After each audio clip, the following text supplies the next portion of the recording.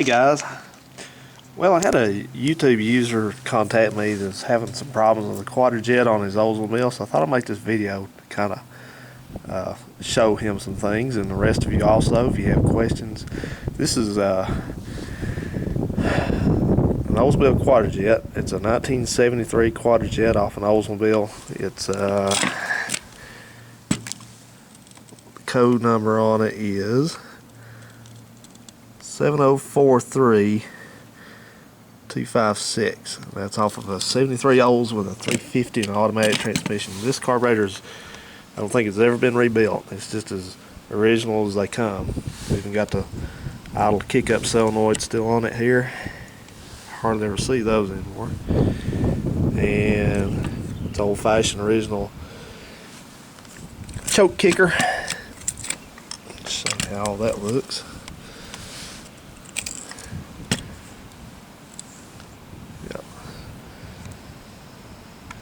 Hot air choke. Now he's having problems with the choke, so I'm going to talk about that. I think what happened, he said that he was trying to tighten his choke up here. This is reaching to the left. If you rotate this little black insert, it should tighten it and make the flap close up here. It's got a little rod coming up.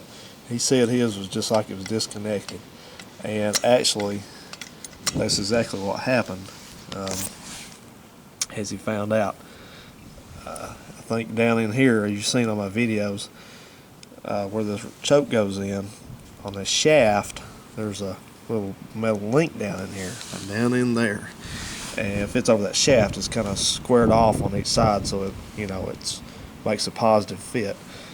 But it just sits on there. There's no clip. And when you pull this housing off, if you haven't already, gotten ready to take all this apart, that thing just slips off in there. And you go to put it back on, and it's just laying down in there, and it doesn't work to choke anymore. So that's what happened to him, I think. So I just want to, he was asking me how you fix that. Well, as I told him in an email, and I'll tell the rest of you, probably the best way to do it, you're going to have to take the top of the carburetor off. Like I show you in my videos, you have to disconnect here and take the screws out, and anything attaches to the air horn, which on these is pretty simple. You just have to take this rod off and like that. I've seen his carburetor. It looks like it's a pretty fresh carburetor, so it should be able to take the top off without ripping the gasket up. Because you might be able to redo it, but I don't even think this stuff will come out. This hole right here, it's very tedious. So that's what you got to do to fix it. And he also was asking me about the hot air choke routing on these Oldsmobiles, so I'll show you about that. This is the hot air choke. This is just a fitting that what it is there's in the intake manifold, there's an insert that goes down in the intake that it's got. When you look at it, when it's sitting on the engine, just envision that there's, if you look at the side over here, back behind here, there's a little thing there, heat stove looking thing with two pipe fittings on it. They're actually supposed to be made onto it. One is a short one which kind of curves over and bolts to this, and then the other one kind of comes up and it goes around behind, and it ends up connecting to this thing. This is not a vacuum port. What this is, it's just open back here, and it just brings in air from inside the air cleaner, clean air, since it's inside here. And the way this works is, I think I've kind of went over this before, but I'll cover it again. There is a metered vacuum source back here that comes through this housing, all right? And maybe up here, I think on this is where it's at up here. And anyway, vacuum signal pulls air through this whole circuit. It starts here, draws it through down that pipe into the manifold stove, and back out again, and then into the choke, and that's what unwraps the choke. It heats all this up in here, and there's some things to remember. First of all, there's a gasket between this black phenolic plastic insert with a choke coil on it and this housing to make it airtight. There should also be a seal in here as well.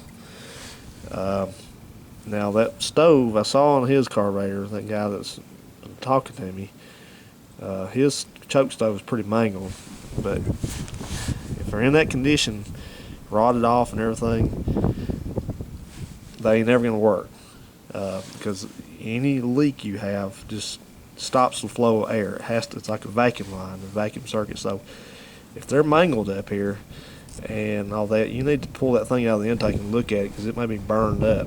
Where it's got a big long tube. It's about this long, about 6 inches long. That extends down in the intake.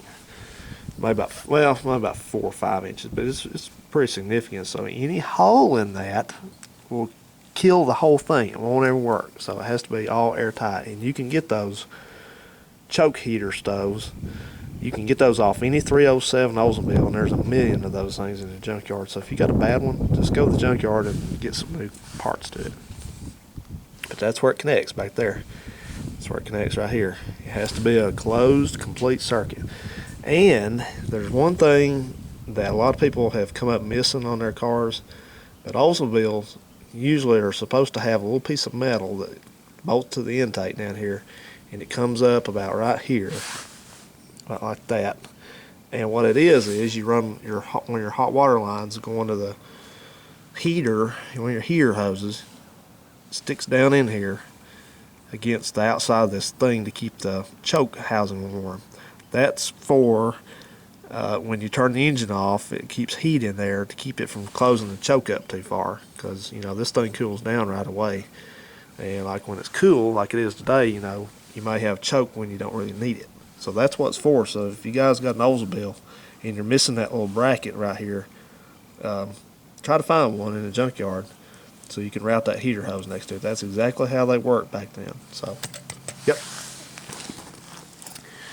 And I see something on this carburetor that's pretty interesting. I've told you before that some of these carbs, the newer ones, have a block off, a little piece of metal. You saw in that rebuild video, I had one on that other carburetor that prevents the secondaries from opening. Well, that's on the modified series. The later version is down here. But this series, which I rarely see these, you see this little apparatus here?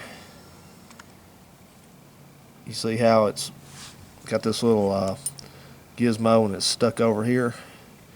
Well, watch what happens if you try to keep the 4-barrel in when it's cold with a choke on. See, watch. They won't open. So if the choke kicks off, see if we can get it to kind of stay open a bit. See, the choke kicked off manually. I did it manually. Oops. See what happens here? See how that works? And then 4-barrel open that. So it's a nanny thing, It's all it is. It's not really for anything other than to, they don't want a customer back in 1973 trying to stomp it and it falling on its face because it's cold or something, So they're just gonna keep the choke, keep the 4-barrel from working until the choke comes off. It's pretty neat. I don't like them, but this one is just about hard to take off. I would probably leave it on this one. So there you go, folks. There's an overview of the chokes on these Oldsmobile quadrajets, and I hope this helps the YouTube user that was writing to me. Maybe this video will be informative to him and the rest of you. So if you have any more questions about quadrajets or any kind of carburetor questions, feel free to ask me. Be glad to answer them if I can. So everybody have a good one. Thanks for watching.